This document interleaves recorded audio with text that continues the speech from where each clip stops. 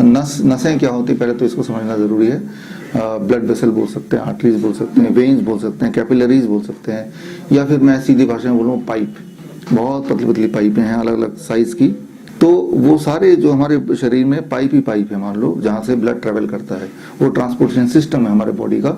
और वो सारे पाइप बोलो या ब्लड वेसल बोलो, नर्व्स बोलो, वो सारे ब्लड वेसल्स को एक के बाद एक के बाद एक के बाद अगर लाइन से लगा देंगे तो एक एस्टिमेट के अनुसार हमारे अर्थ का एक चक्कर भी लगा देंगे।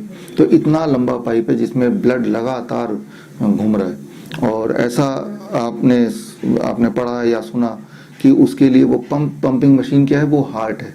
आपका हार्ट का साइज क्या है, ये है आपका हार्ट का साइज। और हमने ये सुना है कि ये हार्ट पंप करता है और पंप करके एक पूरे अर्थ का एक चक्कर के बराबर का ब्लड वेसल्स में ब्लड को लगातार फ्लो करता है। लेकिन आप अगर ध्यान से सोचें, इतना छोटा सा मशीन इतनी ताकत से ब्लड को फ्लो करा सकता है कि ब्लड इतना चक्कर लगा के वापस भी आ जाए। तो इसको समझने के लिए आपको समझना होगा कार्डियोवैस्कुलर सिस्टम, कि हार्ट अकेला ही ब्लड को पंप नहीं करता है। हार्ट तो सिर्फ इतना पंप करता है कि हार्ट से बाहर ब्लड फेंकता है, वो इतना पंप करने की ताकत तो उसमें है, उससे ज्यादा नहीं है।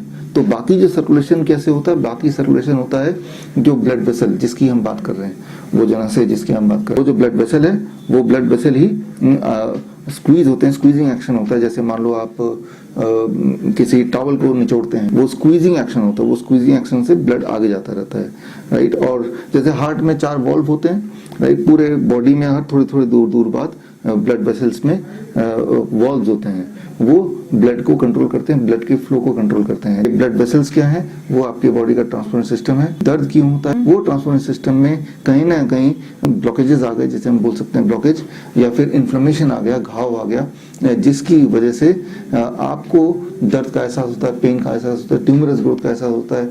तो जितनी सारी बीमारियां आप जानते हैं, चाहे वो हार्ट डिजीज हो, चाहे वो कैंसर हो, उसका जो बेसिक अगर आप कॉज देखें, वो आपका जो बेसिक ट्रांसपोर्टेशन सिस्टम है, उस ट्रांसपोर्टेशन सिस्टम में कहीं ना कहीं कुछ इस तरह की। इसका सोल्यूशन ये है कि बॉडी का मेंटेनेंस डिपार्टमेंट है, इसका नाम है नाइट्रिक ऑक्साइड, जिसे बोलते हैं NO, nitric oxide. Nitric oxide से जुड़े हुए कई लगभग 4 नोबेल प्राइज मिल चुके हैं। यानी कि पूरे बॉडी में जितने सारे केमिकल रिएक्शंस होते हैं, जितने सारे केमिकल बनाता है, उनमें से एक महत्वपूर्ण केमिकल है नाइट्रिक ऑक्साइड।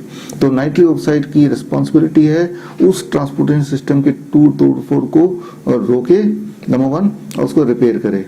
तो जवाब क्या है, जवाब ये है कि आपको ये तय करना है कि आपके बॉडी में जो नाइट्रिक ऑक्साइड का प्रोडक्शन है वो हमेशा हाई रहेगा। तो बॉडी में कुछ ऐसे न्यूट्रिशन की जरूरत है जो नाइट्रिक ऑक्साइड प्रोड्यूस कर सकता है, और वो है प्लांट बेस्ड फूड। जब आप ग्रीन्स खाते हैं, रॉ वेजिटेबल्स खाते हैं, कम से कम 500-700 ग्राम रोज, तो that is the only thing which can produce nitric oxide.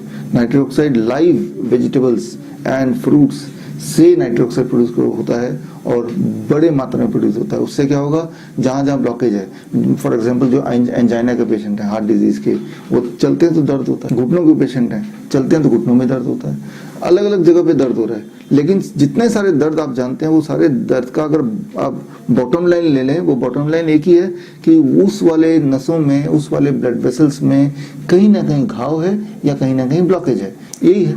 तो उसको हटाना है। उसको हटाने के लिए वही मैंने बताया कि आप जब पूरे दिन भर में एक अच्छा खासा amount, that is about 70% of the food is in the form of raw vegetable and fruit, तो क्या होगा कि बॉडी की नाइट्रिक ऑक्साइड प्रोडक्शन बढ़ जाएगा। यानी कि बॉडी का जो मेंटेनेंस डिपार्टमेंट वो एक्टिव हो जाए। और वो maintenance department nitric oxide body कहाँ प्रोड्यूस करता है, ये ब्लड वेसल जो है, ब्लड वेसल का जो इनर लेयर है, जिसे बोलते हैं एंडोथीलियम लेयर, इस एंडोथीलियम लेयर में नाइट्रिक ऑक्साइड प्रोड्यूस होता है। तो वो प्रोड्यूस होते ही क्या करेगा, जहां जहां ब्लॉकेज है, आपको कैसे पता चलेगा कि ठीक हो रहा है, आपका दर्द कम होने लगेगा, एनर्जी बढ़ जाएगी, समझ आ जाएगा कि भाई सब रिपेयर चालू हो गया। कितने देर में रिपेयर चालू होता है, लगभग 24 घंटे में चालू हो जाता है। जैसे ही आप ये डाइट शुरू करेंगे, विद इन 24 आवर्स, आपको कैसे पता चलेगा, 24 घंटे के अंदर ही आपको आराम मिलना शुरू हो जाएगा। एंजाइना जो है, आपका जो हार्ट पेन बोलते हैं, वो कम होने लगेगा। यानी कि बड़ी तेजी से काम शुरू हो गया है मेंटेनेंस डिपार्टमेंट का। ये काम जो मेंटेनेंस डिपार्टमेंट का, वो जीवन भर चलना चाहिए, और इससे कोई भी बीमारी, जितनी बीमारियों के नाम आपने सुना है, वो सारी बीमारियां ठीक हो सकती हैं और इसी से ठीक हो सकती हैं। There is no other way. हाँ, साथ में थोड़ा सनलाइट हो जाए, थोड़ा फ्रेश एयर हो जाए, तो इस मेंटेनेंस डिपार्टमेंट और तेजी से काम करता है। बस इतना ही इसका सोल्यूशन है और ये परफेक्ट सोल्यूशन है।